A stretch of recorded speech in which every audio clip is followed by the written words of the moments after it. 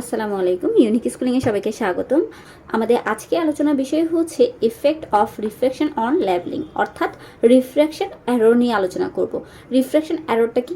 আমরা জানি কোনো অবজেক্ট থেকে যখন আলো আমাদের চোখে আসে বা লাইট আমাদের চোখে আসে তখনই আমরা ওই অবজেক্টটা দেখতে পাই। সো আমরা যদি এখানে একটা স্টাফ রাখি, আর এটা হচ্ছে আমাদের কি লেভেলিং, এটা হচ্ছে আমাদের লেভেলিং মেশিন, আর এটা হচ্ছে আমাদের লেভেলিং স্টাফ। তাহলে আমরা এই লাইন অফ অ্যাক্সিস বরাবর লাইটটা দেখার কথা, কিন্তু আমরা জানি আর্থ সারফেস থেকে যত উপরের দিকে উঠা যায় তত আমাদের যে এয়ারের লেয়ারগুলা সেগুলোর ডেন্সিটি আস্তে আস্তে কমতে থাকে। অর্থাৎ আর্থ সারফেসের ঠিক নিচের লেয়ারগুলোর ডেন্সিটি আর উপরের ডেন্সিটির মধ্যে একটা ডিফারেন্স থাকে। নিচের লেয়ারের ডেন্সিটি বেশি থাকে এবং উপরের লেয়ারের ডেন্সিটি আস্তে আস্তে কমতে থাকে। তার মানে আমি যদি একটু খেয়াল করি যে আমার আর্টের লেয়ারগুলো কি ঠিক এরকম আসবে, আমরা যদি একটু দেখি যে এরকম একটা লেয়ার আসবে, এরকম একটা লেয়ার আসবে, এরকম একটা লেয়ার আসবে। সো আমার লাইটটা এই এই লাইটের ঘটনাটা কি হচ্ছে, লাইটটা হচ্ছে একটা মিডিয়াম থেকে আরেকটা মিডিয়ামের মধ্য দিয়ে যে চলে যাচ্ছে। কাইন্ড অফ মিডিয়াম বলতে আমি ডেন্সিটি ডিফারেন্সের কারণে মিডিয়াম বলছি, নয়তো এটা তো পুরোটা এয়ারই। তবে ডেন্সিটি ডিফারেন্সের কারণে ঘটনাটা কি হয়, এই লাইন অফ এক্সিসটা হওয়ার কথা ছিল এটা, বাট এটা বেঁকে এই পয়েন্টটা হয়। অর্থাৎ আমরা যখন লেভেলিং মেশিন দিয়ে কোনো একটা পয়েন্ট দেখি, সেটা অ্যাকচুয়ালি একটু বেঁকে এই লাইন বরাবর দেখি, আমাদের লাইন অফ এক্সিস হয় এটা। এটার রিজনটা কি? রিজনটা হচ্ছে আর্থ সারফেসের উপরে যে লেয়ারগুলো আছে, অর্থাৎ এয়ারের যে লেয়ারগুলো আছে, ওগুলো ডেন্সিটি ডিফারেন্সের কারণে আমরা একটা রিফ্র্যাকশন, আমাদের এখানে লাইটের একটা রিফ্র্যাকশন দেখা যায়। ওকে, সো আমরা অ্যাকচুয়ালি পয়েন্টটা কাউন্ট করছি কোনটা, এটা। মানে আমরা যখন ক্যালকুলেশনটা নিচ্ছি রিফ্র্যাকশনের কারণে আমাদের এই পয়েন্টটা নিতে হচ্ছে, কিন্তু নেওয়ার কথা ছিল এইটা, রাইট? এক্স্যাক্টলি। তার মানে এখানে একটা অ্যারোর শো হচ্ছে, দেওয়ার কথা ছিল এটা, বাট আমরা নিচ্ছি এই পয়েন্টটা। তাহলে এখানে একটা নির্দিষ্ট পয়েন্ট কি কম আসছে, যেটা হচ্ছে আমাদের রিফ্র্যাকশন অ্যারোর। ওকে, আশা করি রিফ্র্যাকশন অ্যারোটা কি সেটা বুঝে গেছে। এখন খেয়াল করি আমাদের পয়েন্টটা দেখার কথা ছিল এটা, বাট আমরা দেখছি এটা কেন? রিফ্র্যাকশন অ্যারোরের কারণে। তাহলে রিফ্র্যাকশন অ্যারোরের কারণে আমরা ভ্যালুটাকে কম দেখছিলাম। সো কম দেখার জন্য বলা হচ্ছে রিফ্র্যাকশন অ্যারোর হচ্ছে নেগেটিভ। অ্যারো হচ্ছে এখানে নেগেটিভ। সো যেহেতু অ্যারোটা নেগেটিভ, তাহলে কারেকশন করতে গেলে আমাকে কি করতে হবে? পজিটিভ করতে হবে। Correction of arrow equals to হবে পজিটিভ। ওকে, সো এইটুকু আশা করি বোঝা গিয়েছে যে রিফ্র্যাকশন অ্যারোটা কি, আর রিফ্র্যাকশন অ্যারোটা কোন সাইন যুক্ত হয়, আর কারেকশন অফ অ্যারোটা পজিটিভ হয় কেন। ওকে, তাহলে এখন আমরা একটু এখানে একটা কথা লিখলাম যে রিফ্র্যাকশনের জন্য, আচ্ছা সরি, এখানে রিফ্র্যাকশন অ্যারোর হবে, রিফ্র্যাকশন অ্যারোর জন্য পয়েন্ট অ্যাকচুয়াল থেকে উঁচুতে দেখায়। ঠিক আছে, এখন পয়েন্ট অ্যাকচুয়াল থেকে উঁচুতে দেখায় কীভাবে সেটা একটু বুঝি।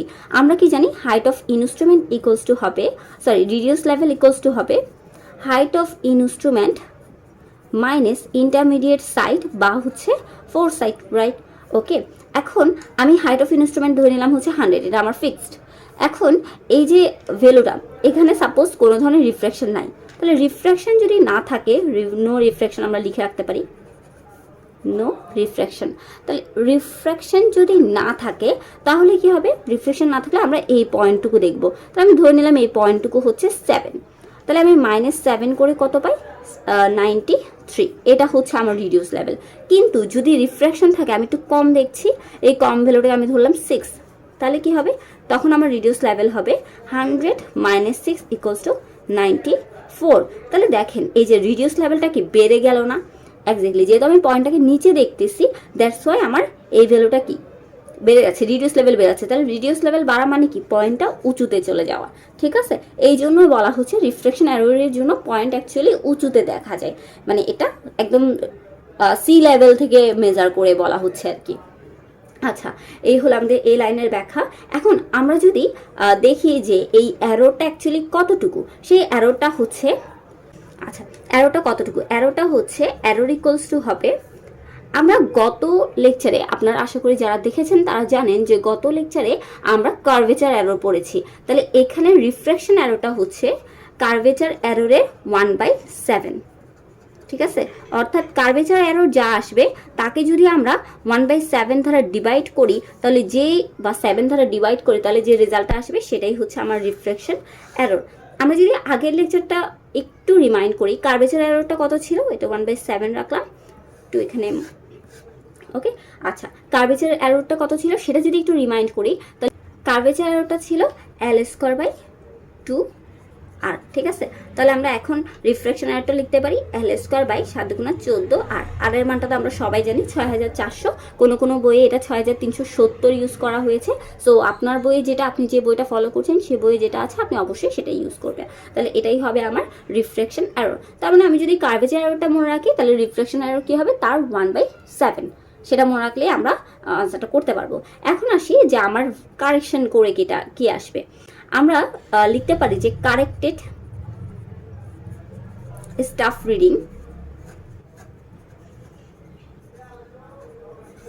ইকুয়ালস টু হবে অবজার্ভড, যেটা আমি অবজার্ভ করলাম। ওকে, অবজার্ভ মানে আমরা অবজার্ভ করছি হচ্ছে এইটুকু। ঠিক আছে, তাহলে এইটুকু আর অ্যারোটা কি করতে হবে, তাহলে প্লাস করতে হবে, কারণ পাওয়া যাওয়ার কথা ছিল এইটুকু, বাট আমরা দেখছি হচ্ছে এইটুকু। তাহলে যেই অ্যারোটা আছে সেটা যদি প্লাস করে দিই তাহলে আমার কি কারেক্টেডটা আসবে না? এক্স্যাক্টলি। তাহলে আমি লিখতে পারি অবজার্ভড স্টাফ রিডিং, আচ্ছা স্টাফ রিডিং প্লাস এরর। কোন এরর? Refraction error. ঠিক আছে, তাহলে এখন দেখেন এখানে আমরা কি করছি, প্লাস করছি। এই প্লাস করার জন্য আমরা শুরুতে লিখে রেখেছিলাম যে কারেকশন অফ এরর হচ্ছে পজিটিভ হবে। ওকে, আচ্ছা এই হচ্ছে আমাদের effect of refraction on leveling. So আমরা যদি ফর্মুলাটা জানি এই ধরনের যে কোনো ম্যাথ আমরা সলভ করতে পারবো। সো আজ এই পর্যন্তই। আশা করি আমার ভিডিওটি আপনাদের ভালো লেগেছে অ্যান্ড আমার সম্পূর্ণ প্লেলিস্ট যদি আপনাদের ভালো লেগে থাকে অবশ্যই শেয়ার করে পাশে থাকবেন। ধন্যবাদ সবাইকে।